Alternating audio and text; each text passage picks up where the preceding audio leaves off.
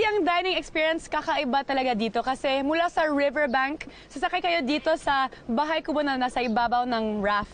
Welcome guys to the riverboat cruise! Go with the flow ang tech dito at habang na-enjoy mo yung magandang view ng ilog, mabubusog ka sa sobrang fresh na longganisa, talong, tahong, pusit, tilapia, Yung soup nila na native chicken. at marami pang iba. Perfect way to spend the afternoon. No? Like, sobrang ganda ng view. Tapos, sobrang good food. Tapos, apart from that, pwede ka mag-water sports.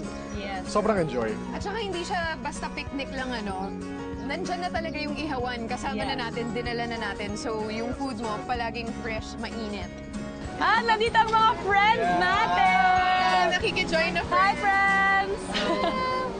Galing Galing ng si bata 9-year-old boy. Well, I think this is isa tong perfect na getaway para sa city life. Especially like for me. Like, At hindi masyadong malayo from the city. Hindi naman siya mahirap puntahan. Parang 2 hours away lang, di ba? Well, Exactly. depende sa traffic. Minsan, yeah, Yes. 2 hours.